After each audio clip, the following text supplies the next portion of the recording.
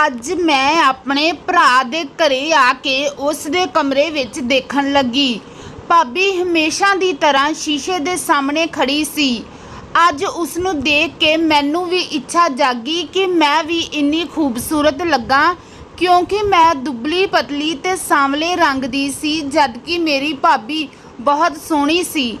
ਉਹਨਾਂ ਦਾ ਚਿਹਰਾ ਵੀ ਇੱਕਦਮ ਗੋਲ ਮਟੋਲ ਸੀ ਤੇ ਮੇਰੀ ਵੀ ਇੱਛਾ ਹੁੰਦੀ ਕਿ ਮੈਂ ਵੀ ਇੰਨੀ ਖੂਬਸੂਰਤ ਹੁੰਦੀ। ਜਦੋਂ ਮੈਂ ਆਪਣੀ ਭਾਬੀ ਨੂੰ ਦੇਖ ਰਹੀ ਸੀ ਤਾਂ ਉਸ ਦੀ ਨਿਗਾਹ ਮੇਰੇ ਤੇ ਪਈ ਤੇ ਭਾਬੀ ਨੇ ਕਿਹਾ, ਅੰਦਰ ਆ ਜਾਓ। ਮੈਨੂੰ ਪੁੱਛਿਆ ਕਿ ਤੈਨੂੰ ਵੀ ਮੇਕਅਪ ਕਰਨ ਦਾ ਸ਼ੌਂਕ ਆ? ਮੈਂ ਕਿਹਾ ਹਾਂਜੀ। ਮੇਰੀ ਭਾਬੀ ਪੜ੍ਹੀ ਲਿਖੀ ਸੀ ਤੇ ਮੈਂ ਉਸ ਨੂੰ ਪੁੱਛਿਆ ਕਿ ਤੁਸੀਂ ਖੂਬਸੂਰਤ ਤੇ ਸਿਹਤਮੰਦ ਕਿਵੇਂ ਲੱਗ ਰਹੇ ਹੋ, ਤੇ ਇੱਕ ਮੈਂ ਸ਼ਕਲ ਦੇਖੋ ਕਿਵੇਂ ਸੁੱਕੀ ਭੱਜੀ ਪਈ ਆ। ਮੈਨੂੰ ਵੀ ਕੁਝ ਅਜਿਹਾ ਦੱਸੋ ਜਿਸ ਨਾਲ ਮੈਂ ਵੀ ਸੋਹਣੀ ਬਣ ਸਕਾਂ। ਭਾਬੀ ਨੇ ਮੇਰੀਆਂ ਅੱਖਾਂ ਵੱਲ ਦੇਖਿਆ। ਮੈਨੂੰ ਲੱਗਿਆ ਇਹ ਹੁਣ ਮੇਰੀ ਬੇਇੱਜ਼ਤੀ ਕਰੂਗੀ ਤੇ ਮੈਨੂੰ ਲੱਗਿਆ ਇਹ ਮੈਨੂੰ ਆਪਣੇ ਕਮਰੇ ਵਿੱਚੋਂ ਕੱਢ ਦੇਵੇਗੀ, ਪਰ ਅਜਿਹਾ ਨਹੀਂ ਹੋਇਆ। ਉਹ ਉੱਠੀ ਤੇ ਉਸਨੇ ਆਪਣੀ ਅਲਮਾਰੀ ਵਿੱਚੋਂ ਕਾਲੇ ਰੰਗ ਦਾ ਬੈਗ ਕੱਢਿਆ। ਉਸ ਬੈਗ ਵਿੱਚ ਤਰ੍ਹਾਂ ਤਰ੍ਹਾਂ ਦੀਆਂ ਚੀਜ਼ਾਂ ਪਾਈਆਂ ਹੋਈਆਂ ਸੀ, ਜਿਸ ਵਿੱਚ ਕਰੀਮ, ਲੋਸ਼ਨ ਤੇ ਗੋਲੀਆਂ ਦੇ ਪੱਤੇ ਸੀ। ਗੋਲੀਆਂ ਦੇ ਪੱਤਿਆਂ ਵਿੱਚ ਪੀਲੇ ਰੰਗ ਦੇ ਵੱਡੇ ਵੱਡੇ ਕੈਪਸੂਲ ਸੀ। ਭਾਬੀ ਨੇ ਇੱਕ ਪੱਤਾ ਮੈਨੂੰ ਫੜਾ ਦਿੱਤਾ ਤੇ ਕਿਹਾ, ਇਸ ਨੂੰ ਸਵੇਰੇ ਸ਼ਾਮ ਦੁੱਧ ਨਾਲ ਲੈ ਲਿਆ ਕਰ, ਇਸ ਨਾਲ ਤੂੰ ਬਹੁਤ ਸੋਹਣੀ ਹੋ ਜਾਏਂਗੀ। ਭਾਬੀ ਨੇ ਮੈਨੂੰ ਪੱਤਾ ਫੜਾਉਂਦੇ ਹੋਏ ਕਿਹਾ ਕਿ ਤੂੰ ਇਹਨਾਂ ਕੈਪਸੂਲਾਂ ਬਾਰੇ ਕਿਸੇ ਕੋਲ ਗੱਲ ਨਹੀਂ ਕਰਨੀ, ਨਹੀਂ ਤਾਂ ਤੇਰੀਆਂ ਦੂਜੀਆਂ ਭੈਣਾਂ ਵੀ ਮੇਰੇ ਤੋਂ ਮੰਗਣਗੀਆਂ। ਮੈਂ ਇਹ ਸਿਰਫ ਤੈਨੂੰ ਹੀ ਦੱਸਿਆ ਹੈ ਤੇ ਤੈਨੂੰ ਹੀ ਕੈਪਸੂਲ ਦਿੱਤੇ।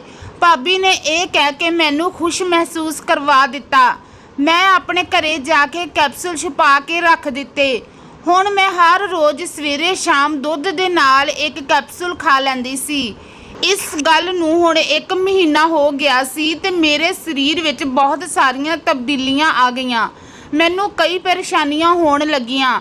ਮੈਂ ਇੱਕ ਦਿਨ ਡਰਦੀ ਨੇ ਆਪਣੀ ਭਾਬੀ ਨੂੰ ਦੱਸਿਆ ਤਾਂ ਉਸ ਨੇ ਕਿਹਾ, ਇਹ ਤੈਨੂੰ ਥੋੜਾ ਬਹੁਤਾ ਹੋਵੇਗਾ ਹੀ।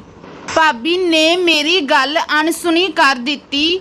ਫਿਰ ਮੈਂ ਵੀ ਸੋਚਿਆ ਚਲੋ ਹੌਲੀ ਹੌਲੀ ਠੀਕ ਹੋ ਜਾਵੇਗਾ, ਦਵਾਈਆਂ ਦਾ ਅਸਰ ਤਾਂ ਹੋਵੇਗਾ।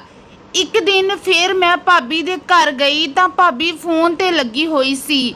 ਮੈਨੂੰ ਪਤਾ ਨਹੀਂ ਕੀ ਸੁੱਝਿਆ, ਮੈਂ ਤਾਂ ਭਾਬੀ ਨਾਲ ਕਾਫੀ ਦੋਸਤਾਨਾ ਵਿਵਹਾਰ ਰੱਖਦੀ ਸੀ। ਮੈਂ ਉਸਦੇ ਕਮਰੇ ਵਿੱਚ ਚਲੀ ਗਈ, ਪਰ ਮੈਨੂੰ ਇਹ ਦੇਖ ਕੇ ਬੜੀ ਹੈਰਾਨੀ ਹੋਈ ਕਿ ਭਾਬੀ ਫਿਰ ਸ਼ੀਸ਼ੇ ਮੂਹਰੇ ਬੈਠੀ ਫੋਨ ਤੇ ਲੱਗੀ ਪਈ ਸੀ ਤੇ ਉਸ ਦੇ ਗੱਲ ਕਰਨ ਦੇ ਅੰਦਾਜ਼ ਤੋਂ ਸਾਫ਼ ਪਤਾ ਲੱਗਦਾ ਸੀ ਕਿ ਉਹ ਕਿਸੇ ਲੜਕੇ ਨਾਲ ਗੱਲ ਕਰ ਰਹੀ ਹੈ। ਵੈਸੇ ਤਾਂ ਭਾਬੀ ਦੇ ਘਰੇ ਅਸੀਂ ਬਹੁਤ ਘੱਟ ਆਉਂਦੇ ਸੀ, ਕਿਉਂਕਿ ਮੇਰੇ ਭਰਾ ਨੂੰ ਇਹ ਪਸੰਦ ਨਹੀਂ ਸੀ, ਕਿਉਂਕਿ ਮੇਰੀ ਭਾਬੀ ਨੂੰ ਪਰੇਸ਼ਾਨੀ ਹੁੰਦੀ ਸੀ ਸਾਡੇ ਆਉਣ ਜਾਣ ਨਾਲ। ਪਰ ਅੱਜ ਭਾਬੀ ਦੀ ਇਹ ਹਰਕਤ ਦੇਖ ਕੇ ਮੇਰਾ ਦਿਲ ਟੁੱਟ ਗਿਆ। ਮੈਂ ਇਹ ਦੇਖ ਕੇ ਪਿੱਛੇ ਹੀ ਮੁੜ ਗਈ ਤੇ ਸੋਚਣ ਲੱਗੀ ਕਿ ਆਪਣੇ ਭਰਾ ਨੂੰ ਕਿਵੇਂ ਦੱਸਾਂ। ਜੇ ਵੀਰ ਨੇ ਇਸ ਗੱਲ ਤੇ ਯਕੀਨ ਨਾ ਕੀਤਾ ਫਿਰ ਮੇਰਾ ਕੀ ਬਣੂ। ਇਹ ਸੋਚ ਕੇ ਮੈਂ ਚੁੱਪ ਹੋ ਗਈ ਤੇ ਅਗਲੇ ਦਿਨ ਫਿਰ ਮੈਂ ਭਾਬੀ ਦੇ ਕਮਰੇ ਕੋਲ ਗਈ। ਮੈਂ ਭਾਬੀ ਨੂੰ ਦੁਬਾਰਾ ਗੱਲ ਕਰਦੇ ਹੋਏ ਸੁਣਿਆ ਤੇ ਮੈਂ ਉਸਦੇ ਕਮਰੇ ਵਿੱਚ ਚਲੀ ਗਈ।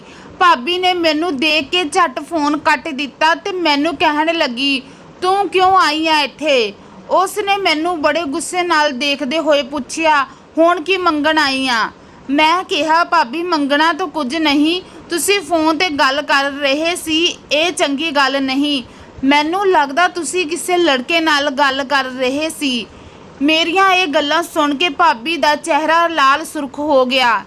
ਤੇਰੀ ਹਿੰਮਤ ਕਿਵੇਂ ਹੋਈ ਮੇਰੇ ਨਾਲ ਇਸ ਤਰ੍ਹਾਂ ਗੱਲ ਕਰਨ ਦੀ? ਮੈਨੂੰ ਲੱਗਦਾ ਤੇਰਾ ਦਿਮਾਗ ਜ਼ਿਆਦਾ ਹੀ ਇਸ ਪਾਸੇ ਲੱਗਿਆ ਹੋਇਆ ਹੈ। ਭਾਬੀ ਨੇ ਉਲਟਾ ਮੈਨੂੰ ਹੀ ਬੋਲਣਾ ਸ਼ੁਰੂ ਕਰ ਦਿੱਤਾ।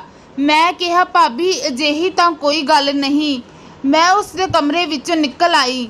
ਮੈਂ ਸੋਚਿਆ ਭਾਬੀ ਨੂੰ ਫਿਰ ਕਦੇ ਦੁਬਾਰਾ ਸਮਝਾ ਦੂੰ, ਪਰ ਇਸ ਗੱਲ ਦੀ ਨੌਬਤ ਹੀ ਨਾ ਆਈ। ਸ਼ਾਮ ਹੋਣ ਵਾਲੀ ਸੀ ਤੇ ਮੇਰਾ ਵੀਰਾ ਘਰ ਆ ਗਿਆ। ਜਦੋਂ ਮੈਂ ਭਾਬੀ ਦੇ ਘਰੇ ਗਈ ਤਾਂ ਮੈਂ ਦੇਖਿਆ ਭਾਬੀ ਨੇ ਹੁਲੀਆ ਅਜੀਬ ਤਰ੍ਹਾਂ ਨਾਲ ਬਣਾਇਆ ਹੋਇਆ ਸੀ। ਭਾਬੀ ਦੇ ਮੂੰਹ ਤੇ ਮਿੱਟੀ ਲੱਗੀ ਹੋਈ ਸੀ ਤੇ ਕੱਪੜੇ ਪੂਰੇ ਗੰਦੇ ਸੀ। ਭਾਬੀ ਨੂੰ ਦੇਖ ਕੇ ਇੰਜ ਲੱਗ ਰਿਹਾ ਸੀ ਜਿਵੇਂ ਉਸ ਨੇ ਸਾਰਾ ਦਿਨ ਧੁੱਪ ਵਿੱਚ ਕੰਮ ਕੀਤਾ ਹੋਵੇ। ਇਹ ਸਭ ਡਰਾਮੇ ਦੀ ਮੈਨੂੰ ਸਮਝ ਉਦੋਂ ਆਈ ਜਦੋਂ ਵੀਰਾ ਘਰ ਆਇਆ ਤੇ ਭਾਬੀ ਉੱਚੀ ਉੱਚੀ ਰੋਣ ਲੱਗ ਪਈ ਤੇ ਅਸੀਂ ਸਾਰੇ ਪਰੇਸ਼ਾਨ ਹੋ ਗਏ। ਜਦੋਂ ਵੀਰ ਨੇ ਮੈਨੂੰ ਦੇਖਿਆ ਤਾਂ ਮੇਰੇ ਮੂੰਹ ਤੇ ਥੱਪੜ ਮਾਰਿਆ। ਮੈਂ ਸੋਚ ਰਹੀ ਸੀ ਕਿ ਵੀਰ ਕਿਹੜੀ ਗੱਲ ਤੋਂ ਮੈਨੂੰ ਕਸੂਰਵਾਰ ਸਮਝ ਰਿਹਾ ਹੈ। ਮੇਰੇ ਪਾਪਾ ਨੂੰ ਮਰੇ ਹੋਏ ਨੂੰ 6 ਸਾਲ ਹੋ ਗਏ ਸੀ ਤੇ ਅਸੀਂ ਤਿੰਨੇ ਭੈਣਾਂ ਤੇ ਮੇਰੀ ਮਾਂ ਅਲੱਗ ਘਰ ਵਿੱਚ ਰਹਿ ਰਹੀਆਂ ਸੀ, ਪਰ ਭਾਬੀ ਨੇ ਇਸ ਕਦਰ ਸਾਡੇ ਨਾਲ ਖੁਦਗਰਜ਼ੀ ਦਿਖਾਈ ਮੈਂ ਸੋਚ ਵੀ ਨਹੀਂ ਸੀ ਸਕਦੀ। ਵੀਰ ਨੇ ਮਾਰ ਕੇ ਮੇਰਾ ਬੁਰਾ ਹਾਲ ਕਰ ਦਿੱਤਾ। ਜਦੋਂ ਮੈਂ ਵੀਰੇ ਤੋਂ ਪੁੱਛਿਆ ਕਿ ਮੈਨੂੰ ਦੱਸ ਤਾਂ ਦਿਓ ਮੇਰਾ ਕੀ ਕਸੂਰ ਆ, ਤਾਂ ਵੀਰੇ ਨੇ ਕਿਹਾ ਕਿ ਮੈਂ ਆਪਣੀ ਭਰਜਾਈ ਦੀਆਂ ਗੱਲਾਂ ਕਰ ਰਹੀ ਹਾਂ ਤੇ ਮੈਂ ਉਸ ਦੇ ਚਰਿੱਤਰ ਤੇ ਇਲਜ਼ਾਮ ਲਗਾ ਰਹੀ ਹਾਂ। ਹਾਲਾਂਕਿ ਮੈਂ ਤਾਂ ਕਿਸੇ ਨੂੰ ਕੁਝ ਦੱਸਿਆ ਵੀ ਨਹੀਂ ਸੀ। ਇਹ ਸਭ ਮੈਂ ਚੁੱਪਚਾਪ ਰੱਬ ਉੱਪਰ ਹੀ ਛੱਡ ਦਿੱਤਾ। ਮੇਰੇ ਵੀਰ ਨੇ ਮੇਰੇ ਢਿੱਡ ਵਿੱਚ ਲੱਤ ਮਾਰੀ ਤੇ ਮੇਰੇ ਪੇਟ ਵਿੱਚ ਦਰਦ ਹੋਣ ਲੱਗ ਪਿਆ। ਮੇਰਾ ਦਰਦ ਨਾਲ ਬੁਰਾ ਹਾਲ ਸੀ ਤੇ ਮੇਰੀ ਮਾਂ ਨੇ ਮੈਨੂੰ ਹਸਪਤਾਲ ਜਾ ਕੇ ਦਾਖਲ ਕਰਵਾ ਦਿੱਤਾ। ਡਾਕਟਰ ਨੇ ਜਦੋਂ ਚੈੱਕਅਪ ਕੀਤਾ ਤਾਂ ਮੈਂ ਹੈਰਾਨ ਰਹਿ ਗਈ। ਉਸ ਨੇ ਦੱਸਿਆ ਕਿ ਮੈਂ ਮਾਂ ਬਣਨ ਵਾਲੀ ਹਾਂ। ਹਾਲਾਂਕਿ ਮੈਂ ਤਾਂ ਅਜਿਹਾ ਕੁਝ ਨਹੀਂ ਕੀਤਾ ਸੀ ਜਿਸ ਨਾਲ ਮੈਂ ਪ੍ਰੈਗਨੈਂਟ ਹੋ ਸਕਾਂ।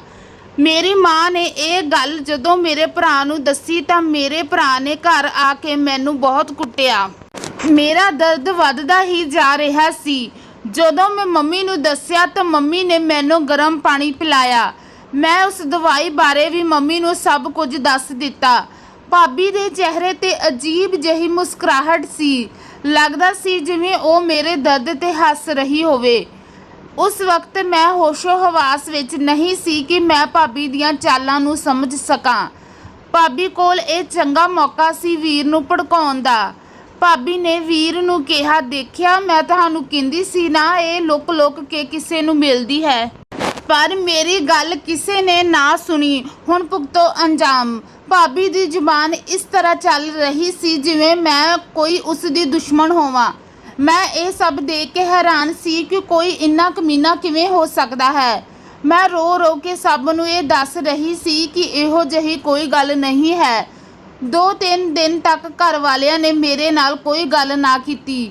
ਪੂਰੇ ਰਿਸ਼ਤੇਦਾਰਾਂ ਤੇ ਮੁਹੱਲੇ ਵਿੱਚ ਭਾਬੀ ਨੇ ਇਹ ਗੱਲ ਫੈਲਾ ਦਿੱਤੀ ਕਿ ਮੈਂ ਆਪਣੇ ਮਾਂ-ਬਾਪ ਦੀ ਇੱਜ਼ਤ ਨੂੰ ਦਾਗ ਲਾਇਆ।